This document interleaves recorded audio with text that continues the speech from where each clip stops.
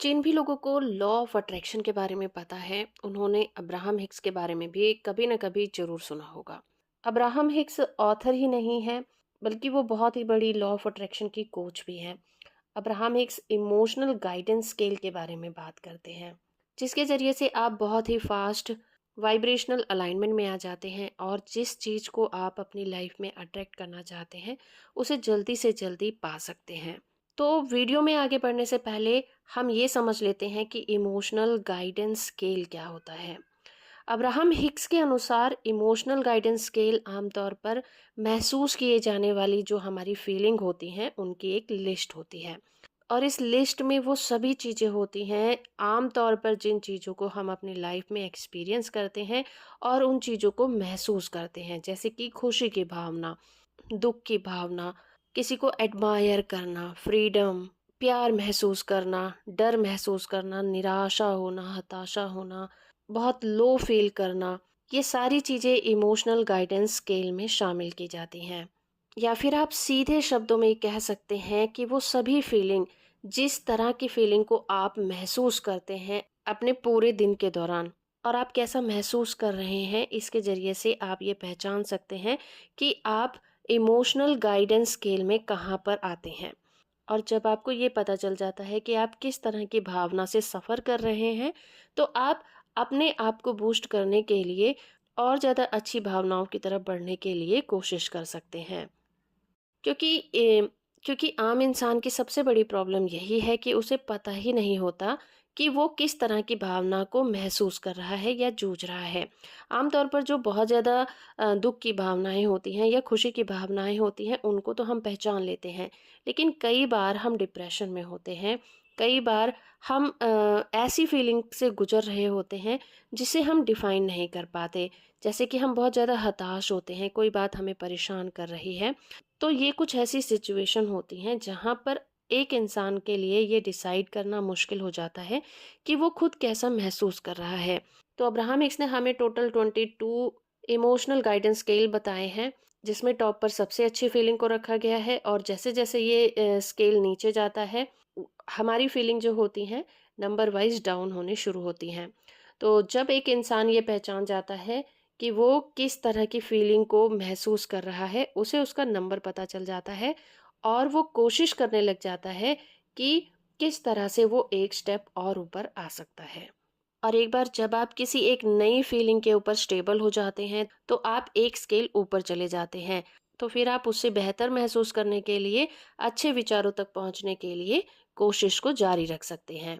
तो इसमें नंबर 1 पर जो फीलिंग है वो है जॉय, एप्रिसिएशन, एम्पावरमेंट, फ्रीडम और लव। दूसरे पर है पैशन।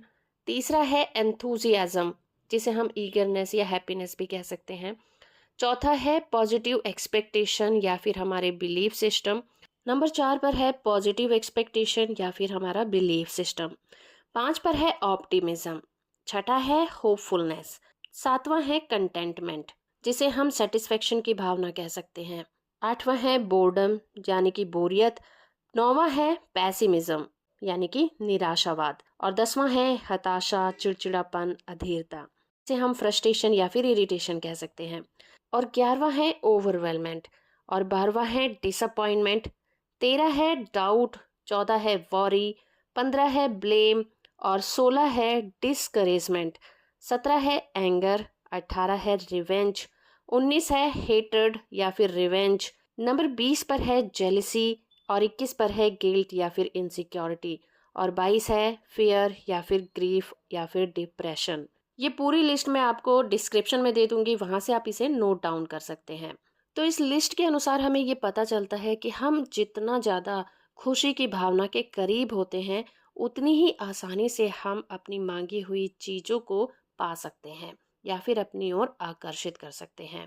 क्योंकि उस वक्त जो हमारी फीलिंग होती है वो हाई लेवल की होती है। हम लोग हाई वाइब्रेशनल फीलिंग में होते हैं और हम एक मैग्नेट की तरह काम करते हैं, और चीज़ें हमारी ओर आसानी से अट्रैक्ट होने लग जाती हैं। जिसे चाहते हैं हम उसे अपनी लाइफ में आकर्षित कर लेते हैं। इसके उलट अगर हम बात करें नकारात्मक फीलिंग के बारे में, तो हम बहुत ही डाउन फील कर रहे होते हैं। तो उस कंडीशन में हम बहुत ज़्यादा लो फील कर रहे होते हैं, और उस कंडीशन में जब हम लॉ ऑफ अट्रैक्शन की प्रैक्टिस करना स्टार्ट करते हैं तो वो हमारे लिए बिल्कुल भी काम नहीं करता, क्योंकि अंदर से आवाज़ आती है कि ये सब झूठ है। इसीलिए हमें उस टाइम लॉ ऑफ अट्रैक्शन की प्रैक्टिस ना करके इस लिस्ट में बताए गए जो स्केल हैं उसके ऊपर काम करना चाहिए और ये फाइंड आउट करना चाहिए कि इस वक्त हम कहाँ पर स्टैंड कर रहे हैं। और हमारे लिए ये ज़्यादा बेहतर होगा कि हम अपने आप को इम्प्रूव करें और अपने आप को, अपनी फीलिंग को उस स्केल से ऊपर उठाने की कोशिश करें, यानी कि लॉ ऑफ अट्रैक्शन के और अपनी मंजिल के एक एक स्टेप आगे चलें, जिसके बाद लॉ ऑफ अट्रैक्शन की प्रैक्टिस हमारे लिए आसान बन जाती है और हमारी जो अंदर की कंडीशन होती है उसमें भी सुधार आने लग जाता है। और जैसे जैसे हम इस स्केल के ऊपर आने लग जाते हैं, हमारे अंदर की जो फीलिंग होती है वो हाई लेवल की होने लग जाती हैं और जो खुशी होती है वो अंदर से निकलने लग जाती है। लेकिन इस दौरान हमसे एक और बहुत बड़ी गलती होती है कि मान लीजिए अगर आप ऐसी किसी कंडीशन में हैं जहां आप बहुत ही ज़्यादा डाउन फील कर रहे हैं, आप बहुत ज़्यादा डिप्रेशन में हैं और आपको पता है कि आप डिप्रेशन में हैं और आपको इससे बाहर निकलना है, तो इंसान गलती ये करता है कि जल्दी से जल्दी उस डिप्रेशन से निकलने की कोशिश करता है। और इस दौरान वो ऐसी ऐसी गलतियां करता है, जैसे कि ज़बरदस्ती अपने आप को खुश रखने की कोशिश करता है, ज़बरदस्ती ऐसी जगह पर जाने की कोशिश करता है जहाँ जाना उसे पसंद नहीं है। वो ज़बरदस्ती ऐसा प्रिटेंड करने लग जाता है जैसे कि वो बहुत खुश है। और यही उसके लिए सबसे वर्स्ट होता है, क्योंकि उस समय वो ये रियलाइज़ करने लग जाता है कि वो अंदर से खुश नहीं है, वो सिर्फ खुश होने का दिखावा कर रहा है और अंदर ही अंदर वो और ज़्यादा टूट जाता है और ज़्यादा डिप्रेशन का शिकार हो जाता है। फीलिंग उसे अंदर ही अंदर बहुत ज़्यादा बुरा महसूस कराती हैं। अब्राहम हिक्स बहुत ज़्यादा मैनिफेस्टेशन के बारे में बात करती हैं। वो हमें मैनिफेस्टेशन के सीक्रेट के बारे में बताते हुए कहती हैं कि मैनिफेस्टेशन का मतलब ये नहीं है कि हमें पाना है। मैनिफेस्टेशन का मतलब ये है कि हमें चीज़ों को अलाउ करना है।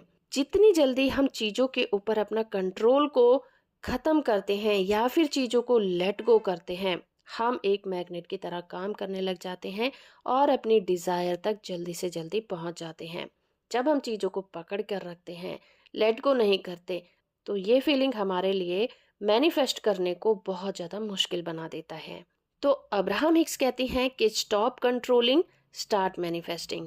यानी कि जब आप किसी चीज़ पर कंट्रोल करना ख़त्म कर देते हैं या फिर रोक देते हैं, तो आप उन्हीं चीज़ों को मैनिफेस्ट करना शुरू कर देते हैं और उसके बाद आप अपने आप को कहीं भी स्टक या ब्लॉक या पावरलेस महसूस नहीं करते, बल्कि आपके अंदर एक क्रिएटिव पावर जन्म लेती है जो आपको फोर्स करती है आपके डिज़ायर तक पहुंचने के लिए और आप सुपर अट्रैक्टर बन जाते हैं। तो जिस भी तरह की फीलिंग को हम महसूस करते हैं वही हमारी एनर्जी के सोर्स बन जाते हैं, क्योंकि लाइक अट्रैक्ट लाइक।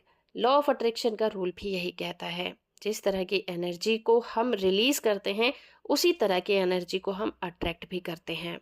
जब हम इमोशनल स्केल पर बहुत ज़्यादा लो फील करते हैं तो हमारे अंदर से नेगेटिव एनर्जी रिलीज होती है और हम नेगेटिविटी को ही अपनी ज़िंदगी में अट्रैक्ट भी करते हैं।